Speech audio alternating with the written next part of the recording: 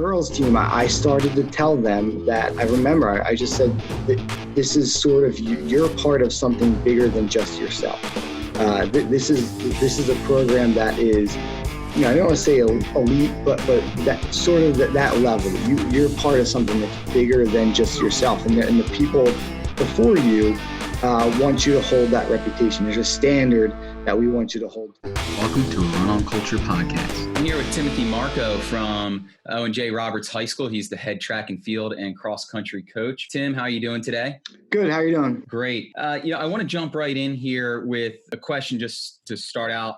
As a coach, what kinds of emotions are you going through after kind of finding out that earlier this week that the PIAA canceled the track and field season for the spring? Yeah, it's been tough. It's been definitely a range of emotions. First and foremost for the seniors, to not get that opportunity to finish out their careers. It's been tough on them. It's been tough on me to not get to see them kind of go through the stages of the season, the last home meet, senior day, and then have any type of postseason at all is just really tough. And even for all the grades, I think even underclassmen, freshmen, sophomores, just to get that experience, just to see what it's like for kids to just miss that entire season across the board is just really tough. Kids do winter track, kids do indoor track, and they're all building towards this spring season, which is sort of the pinnacle to get to April, May, and to not get that experience is really brutal. But I really feel for the seniors to not get that last opportunity to compete in a high school setting. It's tough. Do you have a lot of seniors that are moving on and will be running at the collegiate level? I have a few. Yeah, I have a couple boys. I have two that are actually going to compete at Lock Haven together, Matt Muther and Vincent Fennell. And then Cole Smith is going to compete at Westchester. So I have a couple boys, so that'll be good for them. And I have a female runner as well, Hannah Kopek. I believe she's going to go to Canisius College in New York and compete there. I have a senior that's going to swim, Kaylin Innes. And I think there might be a girl, Charlie Lustig, might also compete in college as well. So there's a couple, but, it's just tough. It's really tough to see, not only from a track perspective, but for the seniors in general, prom, graduation's up in the air. Just those last final months of your senior year to be kind of ripped away from that is tough. Yeah, I know. I remember as a senior myself, running some of my fastest times, enjoying those end of the year activities, and really kind of the best memories that I had from high school came in those last few months. So definitely very sad for our seniors. Thinking about the underclassmen, how important is track to their overall development in cross country or in their running career? I think it's essential. I think track makes you such a better cross country athlete because of the competitiveness. I always say that I've been telling kids for years that the reason that I like track as far as developing for cross country is you're kind of put on stage. There's nowhere to hide in a track meet. Everybody can see everything you're doing. You're not going into the woods. You're not going into the trail. You're not on your own. You're on stage, and everybody sees that. And I think that helps that competitiveness. And I think that helps your speed development because everything's a lot shorter. And the other thing that is really tough is that postseason environment for some of the better kids. The concept of prelims and finals, if you're lucky enough to get to districts, to experience the district track meet, to experience the conference track meet, and just the kind of different setup that has, that just gives a lot of kids confidence moving into the cross country season. I think it's going to be really tough. And you have a very young team. When we look at it, you've got your stud freshman girl, Claire Zubey, who finished 5th indoors in the mile. Yes, yeah. She had a little taste of that big stage running, and she performed pretty well. But the outdoor meet is just a completely different experience. And is that something that you've talked to her about, or have had any communication with her about since kind of finding out that the season was going to end? A little bit. We've talked a little bit back and forth here about just the idea of trying to keep that speed development going and not just training for cross country. But again, you can't simulate the concept of prelims and finals. I mean, we talked about it in the winter, and I said, hey, like, this is outdoors going to be different because you're going to have prelims and finals. That experience can throw kids for a loop. And it's tough for her to not get that experience and see what that's like. And the same thing as in the conference meet, running, possibly running on back-to-back days, or running, a couple of events in a couple hour stretch, or any of those sort of differences between winter and spring track that you get those opportunities in spring more. Yeah, definitely. And Owen J. Roberts, you're a club during the indoor season. So how does that affect maybe the way that you approached the outdoor season, knowing that your opportunities indoors were maybe more limited than some of the other schools out there? Yeah, because our roster's a lot smaller as a club, it's harder to get more kids in the meet. So we have smaller teams. So we just have a few number of kids that come out and compete. So it puts the kids that didn't come out in the winter to, really puts them behind the eight ball, because they kind of in a way miss 2 seasons. And it does show kind of the benefits of what winter track and indoor track should look like, and why that, it is important to have that in your program, especially when you miss the spring season. Yeah, I use the spring season a lot to do a lot of recruiting for kids. We get a lot of kids out, their first time running is outdoor track their freshman year, or maybe even their sophomore year, and we try to pull them into our cross country team, and now losing that opportunity to maybe recruit kids is definitely going to play into that too. It's funny you say that, because I think the same way. And it's also funny because that's how I started in cross country. So I did not run cross country my freshman year in high school. I ran my sophomore year because I ran track my freshman year. And I was like, oh, I'm not too bad at this. So I've always had that kind of soft spot to try to get kids to come out. They like the environment, they like the group, they like the athletes that we have, get along. And it's like, hey, come out in the fall, come out in the summer, come out in the fall. It's a little bit more of a family environment. You might like it even more. And that's always been a pretty good recruiting tool for me as well. So let's transition then into kind of your past, and you alluded to how you kind of got into cross country. Let's talk a little bit about your first kind of experiences with running, and just give us a brief overview of maybe how you got into the sport and how you stayed in the sport as long as you have. Sure. I went to Lansdale Catholic High School in Lansdale. Like I said, I freshman year, I ran track, and then I went out and did cross country, sophomore, junior, senior year, captain senior year. I just fell in love with it. Same thing, did track all 4 years then. Really had some pretty interesting experiences there. And then went to Bloomsburg and ran 4 years cross country and track, the whole thing, cross country, winter and spring track. Again, had some neat experiences, met a lot of cool people, and just learned to love the sport in the course of those years. But it's just funny because I never did it in middle school, elementary school. I didn't even know what it was until really my freshman year of high school. And part of that was because I played other sports and didn't make the high school teams. Like I'm sure it's happened with thousands of other kids. And I always kind of have that as like a badge to try to find those kids that might not, they don't know exactly what sport they're doing. And maybe they wind up that cross country or track might be the one for them. Yeah. And so you at Bloomsburg, what events did you mostly run?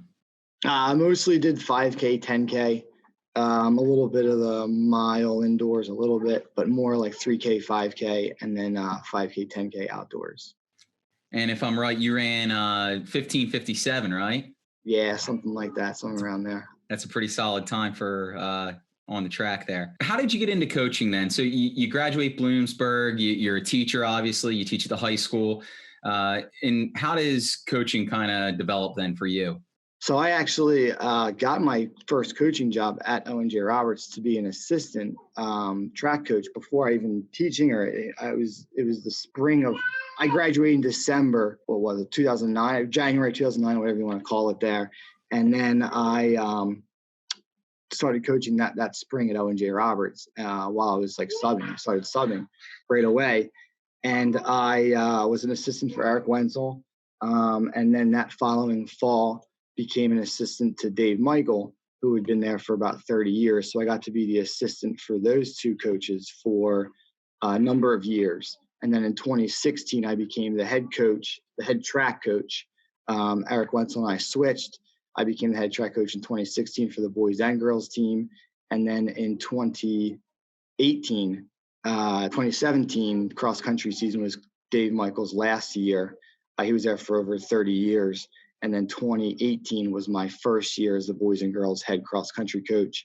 So this will be my third season coming up for cross country, and then track since 2016. So this would have been my fourth year. That kind of leads us to this question about coaching influences then. I think there's a lot to be learned when you're an assistant coach, and a great opportunity. As an assistant coach, there's a lot that you can sit back, you can learn. I was an assistant track coach for a long time under Kevin Kelly, and then some other coaches out there, and it helped to guide me. So were there any influences to you for coaching that you kind of look back and you're like, I really learned a lot from so-and-so? Yeah, it's interesting. I would look at my influences about how I've become a coach probably in like three ways. I guess first as an athlete, my high school coach, Steve Probert, was like a legend at Lansdale Catholic in the 80s and 90s. He was there for over 30 years. He's the guy that kind of got me into the sport. So I would say he, to some extent, was an influence. And again, like some of the way what I've learned from has come from him as an athlete. My college coaches, obviously the Brandts, the Karen and Jim Brandt, they've played some role as me as an athlete. And then moving into the coaching part as an assistant, my influences were obviously Eric Wenzel and Dave Michaels, who I couldn't have had better head coach to understand and learn from about how to coach high school athletes. Now, as a head coach, I look towards other head coaches as an influence. So like yourself, John Rahm down at Kennett, Kevin Kelly, Mark Lasianka at Unionville, anybody. I read all sorts of high school coaching podcasts I listen to or read about different things. Jay Johnson, I know, does a great job out in Colorado. So now I'm like kind of on I guess you could say the third phase of like my metamorphosis of being a coach, where now I look at other head coaches.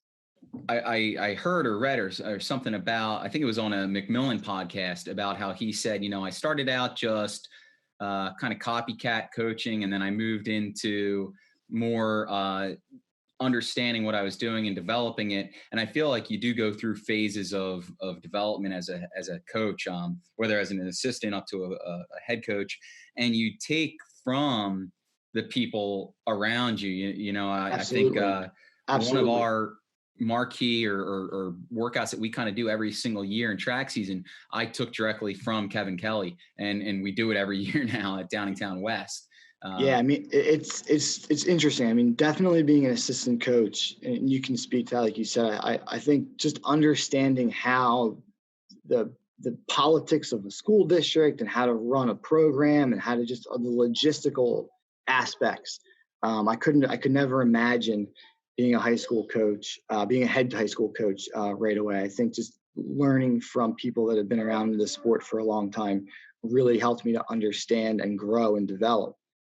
So I kind of had a better understanding being a head coach. And what do you think is the best thing that a head coach to a younger coach, or maybe a veteran coach to a younger coach could share? Like, if you had advice for a younger coach, what type of advice might you offer? So it's funny you say that, because I've had a couple of interviews as a head coach now, which I don't really feel comfortable. It is still kind of weird, like hiring an assistant coach. But one of the big things I always ask is, are you, not do you care, but, are you going to be around? Are you available? Is this going to be a priority? Because, going back to my beginning as a 22-year-old out of college, who was not engaged, was not married, not have children yet, or any of those things, I was kind of all in. I just wanted to soak up everything. This was one of the biggest things in my, it was the beginning of my career, and I just was all in. And I would tell a young coach or an assistant coach, you have to be all in. You have to show your commitment. You have to show your passion. I think that shows out to the kids. And I think that's the one thing that I've never really lost, is that passion or that commitment to my team and my athletes. And as my personal family's grown, I mean, there are challenges having 2 kids, having a family, a supportive wife, those things all really help. And, it just allows me to have that, to keep that passion and keep that fire, to just do the best I can. And your wife's a runner also? Yeah, my wife was a runner as well. She ran at Bloomsburg with me. We were teammates. She was probably the better. She was, the one setting the school records, going to nationals, all region, all PSAC, all this, all that. Yeah. My wife's also a runner, and I always say to people, if you're a serious runner, you should try to marry a runner. Yeah. they need, otherwise it's harder for them to understand. Absolutely. You just talked a little bit about how important dedication was as a coach, and passion. And I think that is something that kids pick up on almost immediately. If you are not passionate, if you're not 100% in, it's really hard to expect them to be in also. And that brings us to kind of culture and talking about culture. And just kind of give us a sense about maybe how you view culture on the team and what elements of culture you think are really important. Yeah, I think there's 2 elements of culture that are really important. One is sort of what I would call like the X's and O's of the culture. Like, do you know how to set up a training plan? How do you get kids to compete? I mean, that's one side of culture, I would say. My biggest thing that I've learned about making a positive culture is to try to individualize workouts as much as possible, especially in the spring season. Try to give kids that individualization that they need, as well as getting input from the athletes. I think the more investment that your athletes have, the more input you get from them as far as workouts go. And again, the X's and O's concept, that more give and take you have in the conversation, the more they're going to be invested into that culture. So I think that's one side of culture.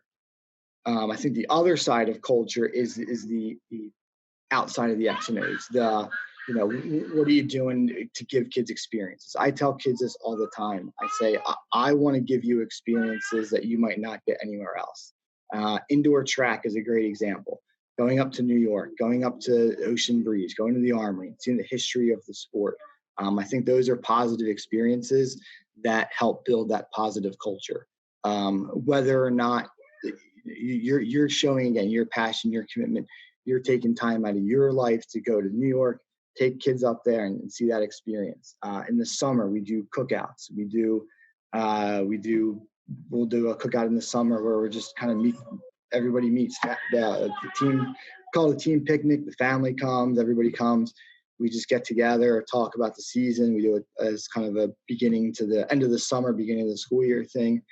We do a banquet at the end of the cross country season, which has become kind of growing into this whole big senior send-off, senior skit thing. I think those are all part of the experience that everybody can be a part of. So I think there's kind of 2 pieces to that culture. I think there is the X's and O's training, and then there is the outside of that, the culture, the family kind of piece to your program. I love how you talk about how the kids have to invest. They have to feel that buy-in almost, right? And so how do we create buy-in and creating experiences for kids? I always think is a way to create buy-in. When a kid gets put on that roster for the first time for one of these big away meets, that is that's a big deal for them. I can remember back when I was in high school and the first time I got to go to a big meet out at Penn State. I think we went to the Spike Shoot Classic, and that was a really big deal. I think it was kind of course changing for me in a lot of ways. And so experience is a big one. Sure. And it's just funny for me. coming from a high school like Lansdale Catholic, which we had a cinder track. It was 380 meters. We had no home meets. We would do sprints in the snow when it was snowy or rainy. We'd do them around the parking lot. I mean, I just didn't really have any of those experiences really until college. So being able to give those kids these experiences, I'm like, this is it's just neat. It's just something that for me doesn't get old. And when it does get old, then it might be time to like hang it up. But I love seeing kids' faces when they get to see these different new and challenging experiences. As we move into another aspect of culture, and we talked about buy-in, and we talked about kids buying into the program that you've put together. And some of it is X's and O's. They have to believe that you know what you're doing. Mm-hmm. They also have to believe in you as a person, in that you are, but there's also the element of kids being coachable. How important do you think it is for high school athletes? There's so much information out there now where a high school kid can go on Google, search training plans, find different things. Mm-hmm. How important is for that athlete to put their trust in you and to really be coachable? Yeah, that's a great question. I think with us, and again, like the idea of getting these experiences, I think that helps me as well, because it's almost like my background in teaching comes out, because it's like, here's kind of the lesson plan, or here's the reason why, because of X, Y, and Z, are the reasons why. This is what I think is the best method for you in this reason. And I think the more experiences that I get, and the more just different opportunities that I see and the things that I evaluate, it gives me that reasoning to this is why we're doing it this way. And again, I like getting information from the athlete themselves. I like having that back and forth, because they might say, well, I was thinking maybe this because of this, and this, and then we have that open dialogue. And I think that open dialogue is really important. But again, there has to be some sort of bigger goal reason. It's all about the process. And a lot of what I've learned as a head coach, since I become head coach, is about that process and what's our end goal, and what are all the goals we want to hit that end goal. And is this being coachable means making sure you're on the same page to hit those same goals. So I think it kind of all starts. It's kind of a roundabout way to answer that, but if you're on the same page with goal setting, I think that's the key to being coachable. Let's take that goal setting idea and expand on that then. What kind of goals? There's a lot of literature out there about goal setting and ways to do it, ways not to do it, and should you even do it or not. Owen J. Roberts, what does goal setting look like for you? Goal setting for us is, since I became head coach, what I started to do is in the summer, I have them fill out a form about individual goals, team goals, personal goals that I want them to fill out before we even, they're supposed to do it before August 12th or whatever, but a lot of kids do it by the first day of school. So they fill out some sort of team, individual, personal goal that they might have. And then overall, we talk about it throughout the season. These are the goals from June until November. These are our overall goals. We hit them, the team goals. And then the other thing we started to do is we have these little evaluation forms my assistant coach actually came up with, where after each race, kids write down what did I do that was good? What did I do? What did I do in the race that could be better? And then what do I need to do to improve? And we have them fill them out on, following a meet, like on a Monday at practice. And we just kind of, that evaluation, that reflection, you can do it in a number of ways. And I've tried a whole bunch of different things. That's one of the big things that I could change. Again, in another year or two, I could try something else. Or like I'm sure that there's plenty of coaches that have all different methods, and it's just kind of what works with your program. And that's what we've done the last 2 years. It's kind of been, it works for us for now. Yeah, there's a lot of great ideas out there, and I like the idea of the reflection. We have a very similar thing at Downingtown West that we've used, and I think it's important for the kids to look back on that and learn from maybe tactical errors that they made during a race, or where they didn't believe in themselves enough and they maybe gave in. Recognizing that and then being able to push through it the next time is a great learning tool for kids. Your team is pretty young, right? As we look at it, and you've got a stud freshman girl. You have, I'm looking at my list now, you've got on the boys side, you're returning Tommy. Thomas Damiani is going to be a junior. Yeah. Andrew McGonigal is going to be a sophomore. They had really good. They've probably been two of the top 3 or 4 boys. We lose some seniors, so we lose a lot of depth. But we have a good. I guess it's a sophomore. It's hard. I guess they're going to be juniors. The sophomore class is pretty deep. They'll be juniors in the fall. That grade's pretty good. And then we'll have a senior, Josh DiMarino, who had a really good season last year for us as well. So we do look, pretty strong on both sides. I think we have a couple good freshmen that will be sophomores along with Claire, Grace Fennell and Maggie Lustig. So that's a pretty good crop of 9th graders. So yeah, we do seem relatively young. I get the feeling that Owen J Roberts has gone a little bit under the radar, but you've been tremendously successful. We look back at the last couple of years. You took 2 teams to cross country states last year. You took 2 teams back in 2017, I believe. 2017, yeah. Yeah, and the boys have gone 3 years in a row. Out of District 1, that's no easy ticket to get. For sure. So what do you contribute to that success or that performance success? It's kind of that culture. We had really good senior leadership this year on the boys' side. We had a really great group of seniors. I have good assistant coaches. I just have it's a good kind of community aspect. And I think the other thing that's played an interesting role is really our schedule. I think, again, going back to what I've learned I've learned from you guys, from the coaches in the Chestnut, to kind of change the way we approach the season and do less hard racing earlier in the season. I think that's one of the big changes that I made in the last couple of years. I don't want to, again, it's not on me, it's a team effort, but I really felt like we were racing too early in the season.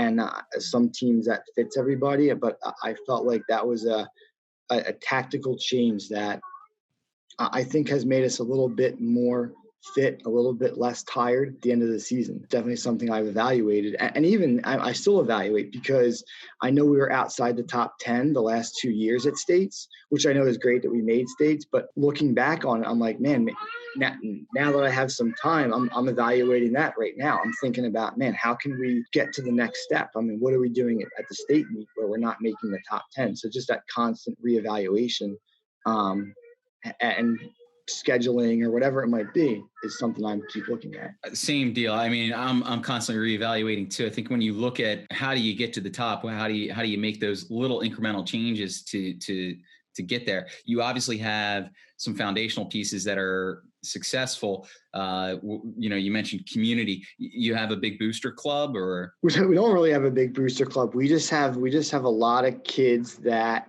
really have bought into what we're trying to accomplish. Again, we had seniors that we're going to miss. We had Vincent Fennell, Matt Muthler. Mom is actually one of my assistant coach, and she's been phenomenal.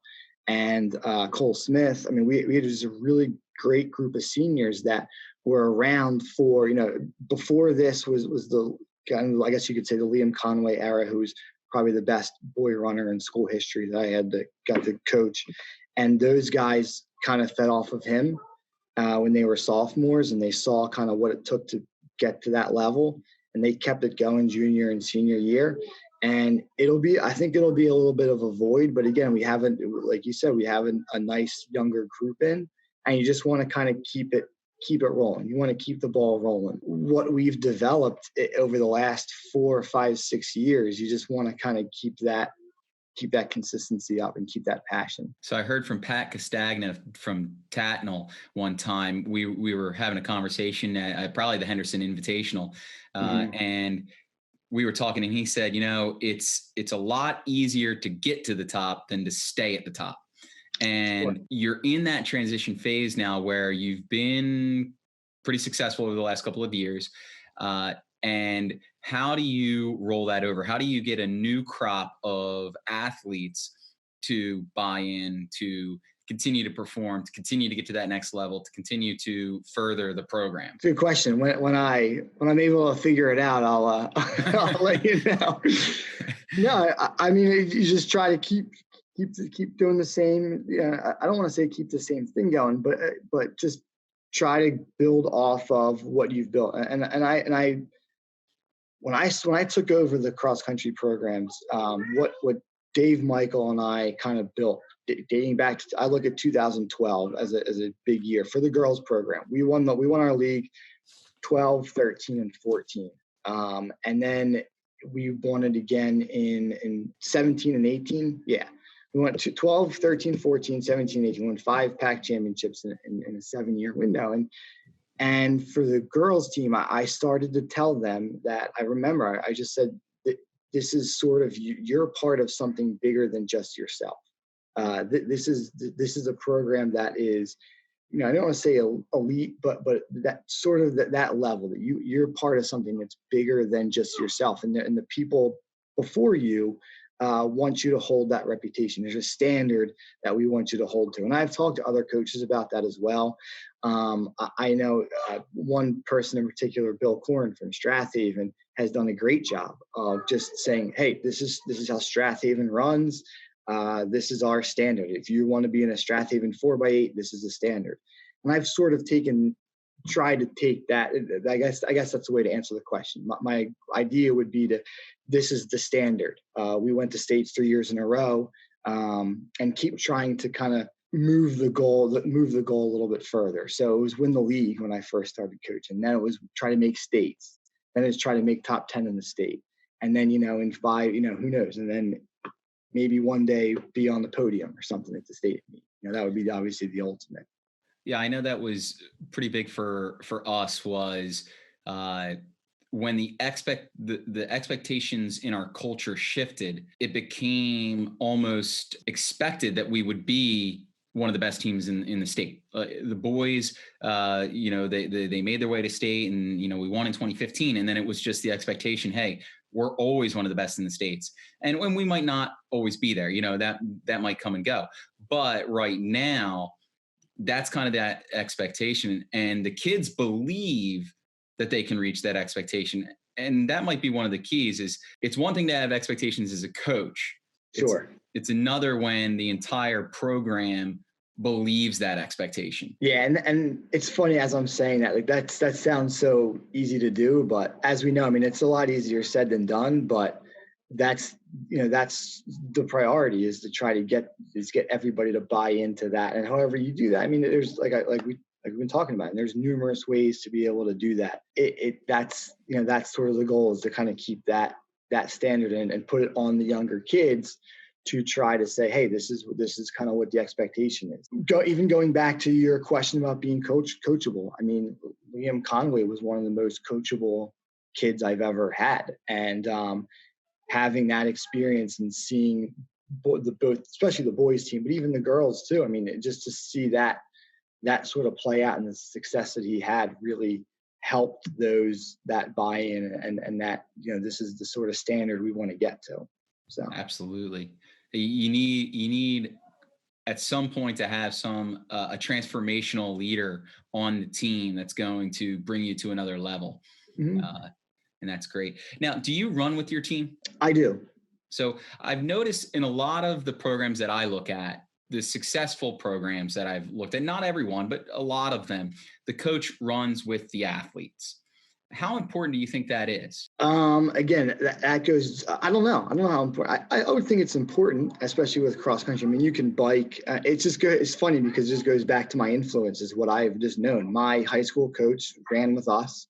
My college coaches biked with us quite a bit. And that's just kind of what I wouldn't think of anything else. And myself as a former runner, I would never want to just sit around, and I can't stand that. I mean, in track, sometimes I'm like, man, I just want to do a workout on the track with them, but I have 4 watches in my hand and I can't, it kills me.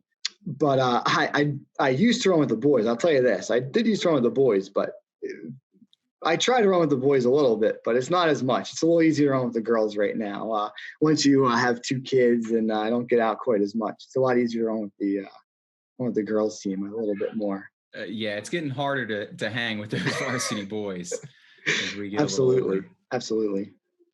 The next thing I want to go into then, and we're going to kind of start to wind down here. As a coach, what do you think is your strength as a coach? What do you do really well that you think has helped you to become successful? I think the biggest thing for me is my passion for the sport, my respect for the sport, and my commitment to my athletes and my program. I mean, the day that I lose that, the day I would just kind of hang it up. I love going to practice. I just enjoy seeing the athletes. And I think they to some extent hopefully feed off of that. I truly love being able to coach. Being in that moment. There's definitely a lot of logistical stuff that aspects that makes it a little bit more challenging in a lot of different ways. But being the actual coaching aspect is just, there's just nothing like it, and being able to see that progress that's made. And I just love showing them that progress. And I think that's one of the big things. If you can show your athletes the progress that they've made in a number of ways, and that's something that like I said, I keep changing. I'm making an Excel sheet with top 10 times for each grade and all these different courses just to show them that, because I can't show that enough. At the end of each cross-country season, we have a whole spreadsheet. I'm sure a ton of teams do it. I just love showing it, whether it's a kid that ran 30 minutes in September to 25 minutes in October. Like, it just doesn't matter to me, as long as they give their best. I give my best every day. I give my time. I want them to give my time. That's the kind of approach I've had, especially with a family, with young kids, with a wife. I'm giving up my time. You need to give up your time as well. You need to commit. Yeah, you definitely need kids that are willing to commit to the work that it takes to be successful. And I want to just touch back on Claire Zubey for a minute, because you've obviously got a very talented freshman girl who has run, 18:20 for 5K. She ran, was it 5:05 or 5:04 indoors? 5:05. Looking at her training moving forward, how are you setting that up? Are you looking at, did you hold her back as a freshman? Are you progressing that now as a sophomore? What does that look like maybe as you develop her over the next couple of years? Yeah, I definitely did hold her back in the fall, and I think it really helped her by the end of the season progress. I knew a little bit about her in middle school. I kind of knew how her progression kind of was, and I just really wanted her to have her best races in the postseason, PACs, districts, and states. I really wanted her to be successful in the fall. And a lot of it was her having to learn to be patient. And I know that it was funny. I talked to her parents, and they're like, she's itching to go. She's itching to race. And the biggest thing with her was just making sure, for me, was making sure she was at the line healthy, ready to go, and confident for the postseason meets. I just think that was the biggest thing. Whether it was, a little less mileage here or there, not racing certain meets, again, doing 2-mile meets earlier in the season, not doing as many 5Ks early in the season. I think that was, that kind of helped lead to her success. Now, I'll continue that last point about for next year. Right now it's a little bit hard because I don't kind of know where things stand with her. Missing a track season is pretty big, I think. So she will have some progression. She will definitely up the mileage and everything, but I think the racing schedule could be similar. Do you treat her differently than maybe you treated, Liam Conway, who was a stud runner for you? Maybe in some ways. But athletes at that level, they don't need to race 2 days a week. When you're at that level, there's a lot of different things I've read. When you put the uniform on, you have to go all out, or some people say, just do it as a tempo workout. It kind of depends on where the training is and how the athlete's feeling. But I don't think those kids necessarily need to race into shape. They're 12-month year runners. They're in shape. The goal is to have them healthy and have them be at their best. And Liam, we had a lot of positives. We were, over the course of 12 seasons, man, we had some good races and we had some not so good races.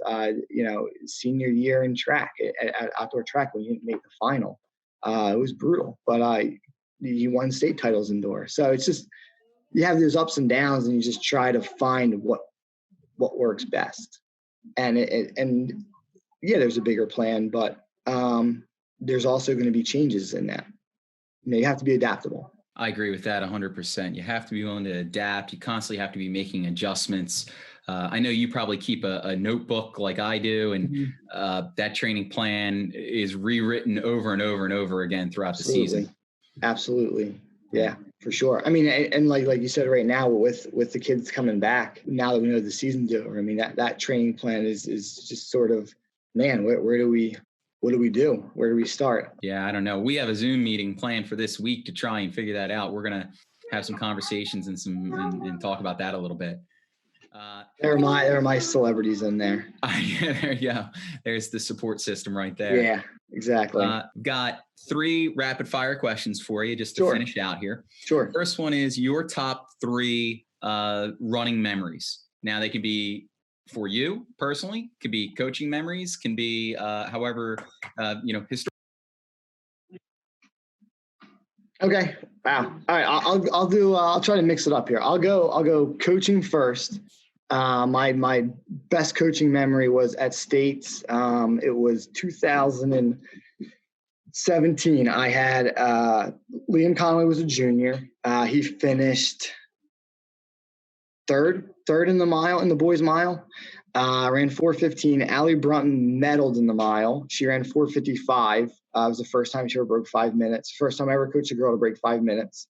She was, what was she, 7th? Because you had plank. Plank was like 5th or something like that, right? I think Brunton was like 7th. And then I had Tanisha Myers, who was a 200-meter runner. Who was a sprinter. One of my favorite sprinters I've ever coached, also medaled at States. So that's my top coaching memory, that just off the top of my head. Running memory is probably, I don't know, one thing always sticks out is junior year when we won the pack at Lansdale Catholic. Steve Probert was a 30-year legendary coach, and just to win it wound up being his last pack championship. It was a Pac-10 back then. And we beat Owen J. Roberts, ironically, and Coach Michael by 4 points, and I finished 5th that day. To help. And then I guess another running memory is going in 2012 with my wife now. We went to the 2012 Olympic trials and spent a week in Oregon, and went to Hayward Field and watched everything. And Galen Rupp and Shalane Flanagan and Nick Simmons. And that was pretty cool from a nerding out perspective. Yeah, that sounds awesome. All right. So now this one is 2 regrets that maybe you have either in coaching, running personally, et cetera. Sure. 2 regrets I have: coaching Liam Conway's senior year at spring track, and just maybe doing things a little bit differently for districts. I think there was a little bit of pressure because he won the state title indoors in the mile. So we were kind of just like, hey, we're just going to run like, why wouldn't we do that again? Looking back on it, just a lot of pressure was going on with him, just with graduating, going to Stanford and this and that. We could have just had a little more fun, run a 4x8, done something else. One of my biggest regrets is just spending more time talking with everybody, and kind of, I don't know, just thought we could have done something differently there for his senior year. Man, a running regret. I guess you could say I ran one marathon. I ran Philly. I qualified for Boston by about 5 minutes in 2009. And I was like, I'll do it some other time, or it'll work out some other time. And that was That was 10 years ago. So, and I'm far away from that 309. Or I guess whatever is 305 right now for our age group. Yeah, something like that. Probably something like that now. So that might be my running regret. You're still pretty young. You might be able to come back. The Masters, we're going to get to 40. Yeah. Once the kids get a little older. Yeah. All right. And the last question is the best coaching book you've read. Best coaching book, man. Is Running with the Buffaloes too cliche? That's too cliche. Nah, that's a great book. Running with the Buffaloes, Daniel's running formula as far as for coaching. And then the big thing now that I'm a head coach, 2 other coaches do is anything by Jay Johnson. The collection of Jay Johnson, what he gets from all those coaches around the country, I think is just really focused on the high school athlete, which is awesome. Yeah, he does a great job with his website and podcasts and everything that he's doing. Yeah, absolutely. Okay, so we're going to close out here. Is there anything you'd like to add? Any advice you'd like to give to a young coach? Or love what you do. Have passion for it. Be committed and just enjoy it every day. All right, we want to thank Timothy Marcoe for coming out and joining us on the podcast today, and hopefully be back coaching together soon. Thank you.